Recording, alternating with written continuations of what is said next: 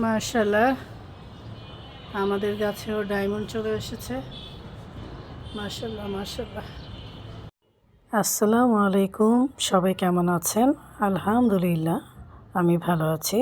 আশা করি আপনারাও সবাই ভালো আছেন। যে যেখানে আছেন লাউয়ের পাতাগুলো একটু ছেটে দিচ্ছি। আর এখানে প্রচুর ছোট ছোট লাউ এসেছে, কিন্তু এখনও পুরুষ ফুল আসেনি, তাই অনেক লাউ হয়ে আবার এটা মরে যাচ্ছে।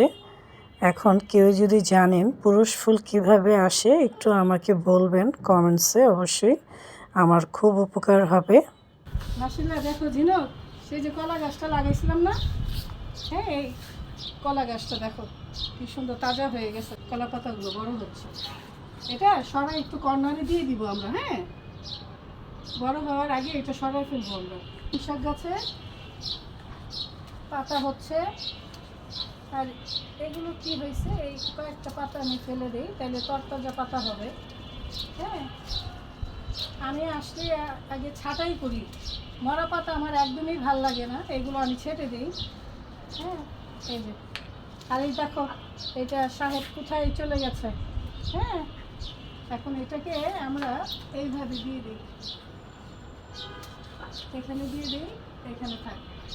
হ্যাঁ এগুলো চেক করবা যেন অন্যদিকে না যায়। হ্যাঁ এই যে বেগুনের এই পাতাগুলো কেটে দিই। মাশাআল্লাহ অনেক বড় বেগুন। হ্যাঁ এই যে কত বড়, এই যে এদিকেও তো ধরছে, এটাও তুলে তুলি। এই যে ভালোই বড় হয়েছে বেগুনগুলো, কিন্তু বাতা হয়েছে একটু নাকি, ভালোই সিন পাইলাম না জিনু আমরা। মাশাআল্লাহ দিলে এই যে এটাও মনে পাচ্ছে, এই দুইটাই পাকা গাছ কত সবের। এই তো ছাদে এসে পেয়ে গেলাম বেগুন, সবেদা, সিম, খেয়ালই করিনি এই বেগুনটা। রান্না শেষ, এখন ইফতার ভাজা শুরু করেছি। প্রথমে বেগুনিটা ভেজে নিচ্ছি, কারণ বেগুনিটা বেশি তেলে ভাজতে হয়,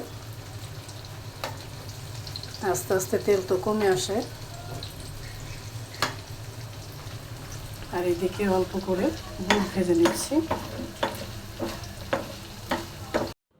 সবাই ভালো থাকবেন, সুস্থ থাকবেন। এই পবিত্র রমজান মাসে সবাই সবার জন্য দোয়া করব, সবাই যেন ভালো থাকতে পারি।